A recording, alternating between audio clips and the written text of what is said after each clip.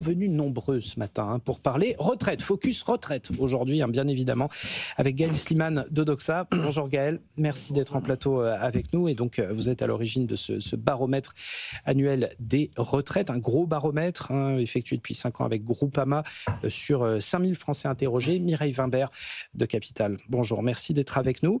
Bonjour, et Antoine. Omar Dibo de Fineco. Bonjour, donc on va réagir, on va ausculter un petit peu l'état d'esprit des retraités français. Bon, bien entendu, ce baromètre prend partiellement en compte toute l'atmosphère de bazar fiscal et des interrogations, des arbitrages auxquels les Français sont obligés de s'adonner pour un petit peu conserver de leur pouvoir en matière de retraite. On va parler de la réforme Borne. Parce que, voilà, elle a été suspendue, mais elle a eu des effets sur l'état d'esprit des retraités. Et des non-retraités, et des Français dans leur ensemble. Voilà, exactement, sur leur perspective de retraite et d'opportunité d'investir, alors à plus ou moins brève échéance, pour se constituer leur capital une fois qu'ils auront arrêté de travailler. Ah, c'est l'alpha, vous l'avez dit Antoine, c'est l'alpha et l'oméga. La réforme des retraites, la question des retraites, c'est celle qui permet aujourd'hui à un gouvernement de se maintenir ou de sauter. C'est vous dire l'importance de ce sujet pour les Français. Et avec Groupama, on suit ça depuis 5 ans. On interroge régulièrement des très gros échantillons de population pour voir comment les gens se projettent sur leur retraite. Les dernières années, on a pu par exemple découvrir dans les vagues précédentes qu'on peut rater sa vie, on ne peut pas rater sa retraite. Non, ce que nous disent les gens, c'est ma vie professionnelle, malheureusement, c'est un mauvais moment à passer pour une majorité de travailleurs et de salariés. Mais par contre, j'ai envie de réussir ma retraite. Et donc, tout ce qui touche à la réforme des retraites et à l'idée que vous allez travailler plus longtemps, plus tard, à part quelques catégories, peut-être parmi les auditeurs et téléspectateurs de BFM, qui exercent un métier qui les passionne, qui est enthousiasmant, mais pour la plupart des gens, le but du jeu, c'est quand même d'aller le plus vite possible à la retraite. Et il n'y a même pas de prise de conscience et de réflexion à base de je vois que le système par répartition est en train de calancher. Alors si, justement. Ouais. Et c'est ça qui est intéressant, Antoine, c'est qu'on dit beaucoup de choses parfois fausses à propos du regard des Français sur la retraite. Et là, on peut mettre quelques chiffres. D'abord, la réforme Borne, quand on interrogeait plus de 4000 Français juste avant sa suspension, on avait 60% des Français qui nous disaient toujours y être hostiles.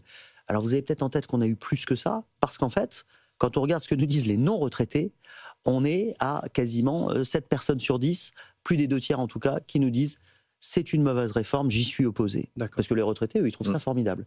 À chaque nouvelle réforme des retraites, qui repousse l'âge légal des autres, ils disent mais c'est très bien. Les gens ne comprennent pas. Pourquoi ne veulent-ils pas travailler plus longtemps?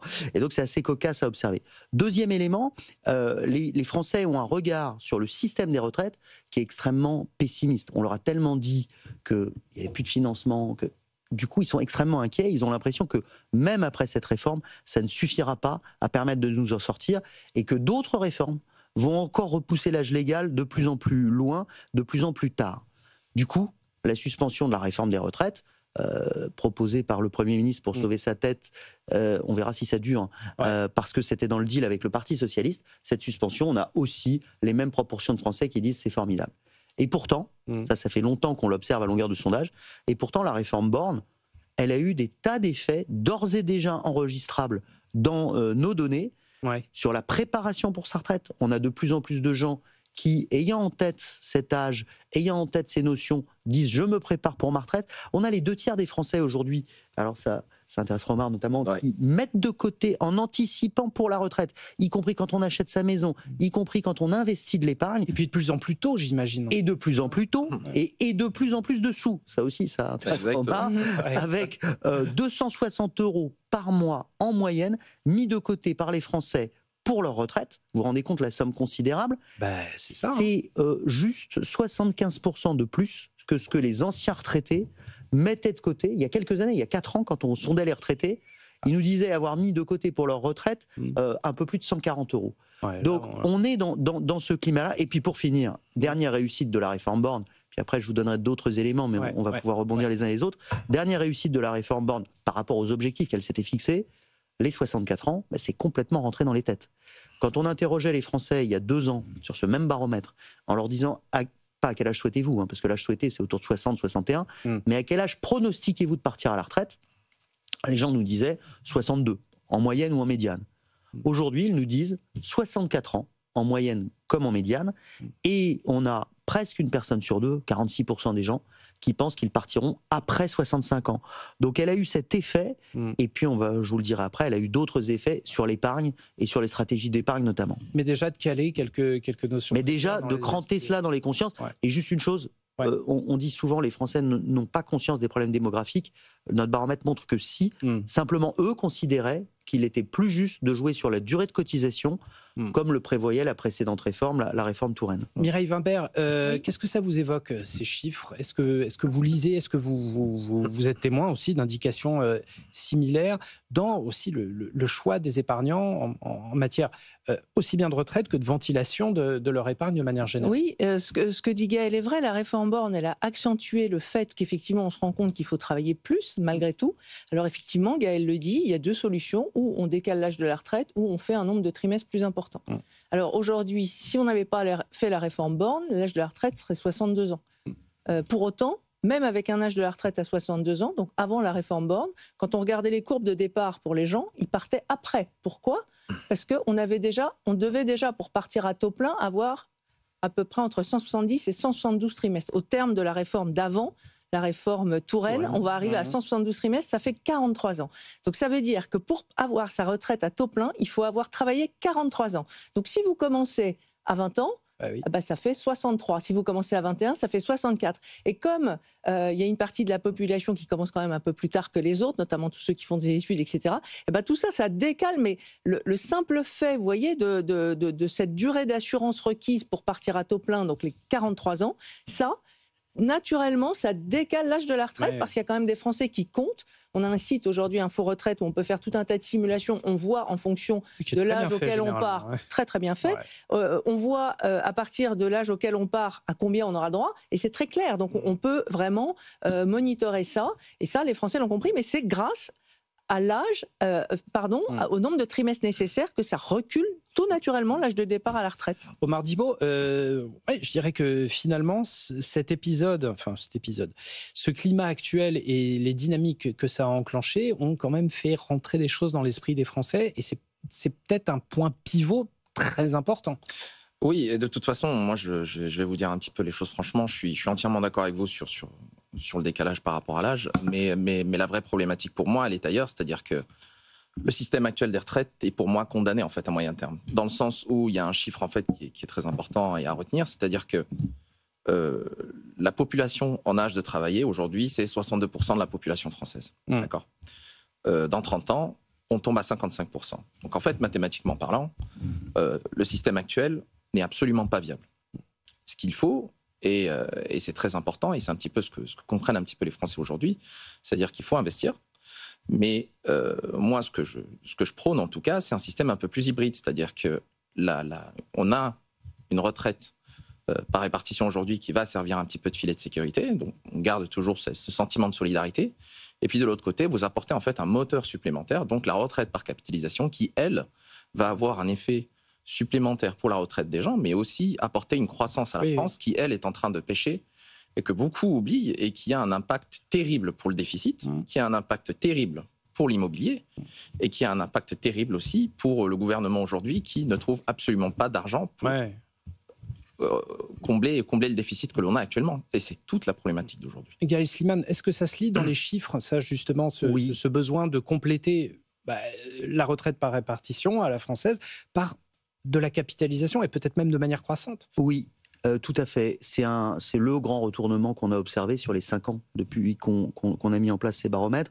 Il y avait un attachement, il y a toujours un attachement, mais un sentiment d'une pérennité possible du système de retraite par répartition pure. Aujourd'hui, ça n'est plus le cas.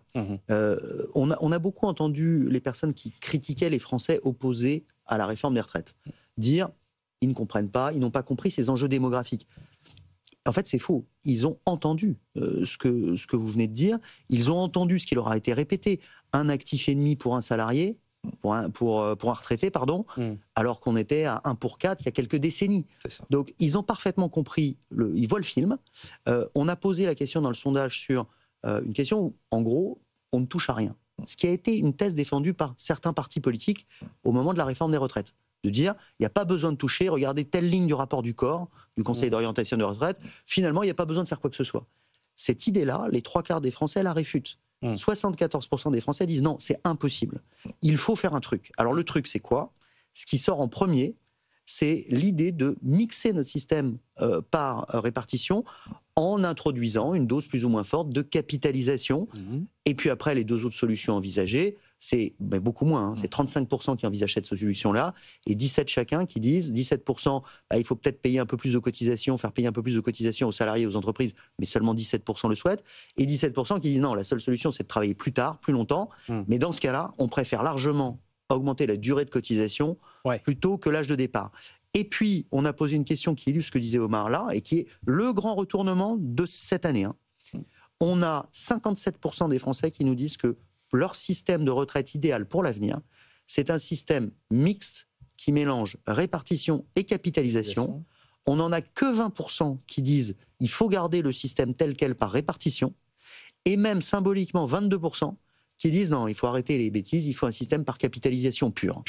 Donc, on voit que l'opinion des Français a totalement évolué sur le sujet, parce que, à force d'entendre des débats sur le système des retraites, ils se disent peut-être que le meilleur système qui permettrait d'avoir la sécurité qu'apporte le système par répartition et sa justice aussi, on peut mixer ça avec un système par capitalisation collective, sans doute, qui permettra aussi d'être équitable tout en ayant les avantages de l'autre système. Mais Mireille Wimbert, justement, je pense aux solutions qui sont apportées et par l'État même pour imaginer des retraites par capitalisation. Quand on parle du PER, par exemple, qui reste quand même sur une bonne petite dynamique, premier truc, les députés disent « Ouais, non mais c'est insensé, le PER c'est une niche fiscale, faut la taxer comme des malades ». Résultat, il n'y a jamais de solution à rien, en fait. Parce que le PER, ça pourrait être une très bonne solution pour introduire de la capitalisation, mais vraiment avec des filets de sécurité. Puis en plus, c'est quelque chose sur le long terme. Ce n'est pas un produit de spéculation financière. Non. Ce n'est pas de la fortune improductive, comme on dit. Mais alors, il y a 2 solutions si on veut faire de la capitalisation en France. Soit on l'a fait individuel, effectivement, avec le PER, et là, on a un souci. On a un souci, c'est que le PER, aujourd'hui, il est intéressant pour les gens qui payent de l'impôt. Donc, qu'est-ce qu'on fait pour les 66% de gens qui ne payent pas d'impôt? Donc ça, c'est embêtant. Il n'y a aucun intérêt à investir dans un PER si je n'ai pas d'avantage fiscal derrière. Donc là, question. Par ailleurs, ensuite, le système par capitalisation. Vous dites qu'il y a des gens qui aimeraient avoir une tout-capitalisation. Capitalisation, c'est quoi? C'est comme l'épargne. On a un petit pactole de côté, et ce pactole fait des bébés, des gains, et c'est avec ces gains qu'on paye les retraites. Est-ce que vous savez combien on paye de retraites aujourd'hui? En 2004, on a payé 407 milliards de retraites. Donc vous êtes des financiers. En 2024, oui. 407 milliards d'euros de retraites payées aux gens dans l'année. Ça doit être le gain de quel capital? À 5%, il faudrait 8 000 milliards d'euros, là, un petit pactole pour générer ça. Donc le tout capitalisation, ce n'est pas possible. Et ça serait dangereux. L'intérêt, en fait, les futurs candidats à la présidentielle, là, ceux qui veulent de la capi au niveau obligatoire, ils voudraient un 3e niveau qui serait entre 10 et 15% au-dessus. Alors, les fonctionnaires n'ont qu'un seul régime, donc au-dessus du régime des fonctionnaires, mais eux, ils l'ont déjà, en fait. En France, il y a 2 régimes qui ont de la capitalisation pure. C'est les pharmaciens, bon, ça pourquoi pas, et les fonctionnaires, étrangement. Eux, ils ont voté en 2005, et c'est pas... Souvent, les gens me disent « Ah, c'est l'après-fond ». Ça n'a rien à voir. C'est obligatoire, c'est prélevé sur leur fiche de paye. Ils font de la capi, leur taux de rendement est 4,3%. C'est formidable depuis 2005. Ça aide, voyez. Alors, on pourrait faire effectivement 10 à 15% de capi. Ça coûte encore de l'argent, parce que pour donner... là, on n'est pas à 8 000 milliards, mais il faudra au moins 300 à 400 milliards de côté pour générer des gains qui permettent de... Vous voyez? Alors sinon, effectivement, si ça, on n'y arrive pas, eh bien, la solution, c'est d'épargner à titre individuel, mais voilà. Omar, on va terminer là-dessus. Absolument d'accord sur tout ce qui a été dit. Et puis, je vais rajouter un petit commentaire par rapport à ce que vous avez dit sur le PER. Et en tout cas, notamment sur l'impôt sur la fortune improductive. Moi, ce qui me frappe un petit peu, c'est qu'on a l'impression qu'il y a une mauvaise richesse et une bonne richesse. C'est ça, oui. Et on implique la notion de morale là-dedans. Exactement. Et c'est totalement problématique. Je prends par exemple l'exemple de la crypto ou même de l'art. On nous dit que c'est improductif, mais quand même, ce sont des secteurs qui créent des emplois. Ce sont des secteurs qui génèrent, qui génèrent des revenus. Et moi, je trouve ça quand même assez hallucinant qu'on en arrive là à taxer ce type de secteur-là. En fait, moi, la problématique que je remarque un petit peu finalement chez nos politiques aujourd'hui, c'est-à-dire qu'ils ont compris que il y a le feu et ils estiment qu'il faut absolument tout taxer pour trouver des revenus. Et en fait, pour moi, ce qu'ils ne comprennent pas, et là, du coup, c'est une question de soutenabilité de la dette finalement aujourd'hui, c'est-à-dire qu'il faut apporter de la croissance qui, elle, va apporter des recettes et qui vont nous permettre, en tout cas, d'éviter d'emprunter massivement sur les marchés pour combler le déficit que l'on a aujourd'hui. Et derrière, de faire grimper les taux 10 ans, comme vous pouvez le voir aujourd'hui, à 3,5%. Elle est là, toute la problématique. Oui, en tout cas, les politiques ont compris qu'il y a le feu, mais Gaël, c'est le mot de la fin, hein, c'est ce que révèle quand même votre étude, c'est que les Français en ont conscience aussi et sont prêts à faire des concessions là-dessus. Ils sont prêts à faire des concessions, ils veulent avoir le sentiment que les choses ne leur sont pas imposées. Ouais.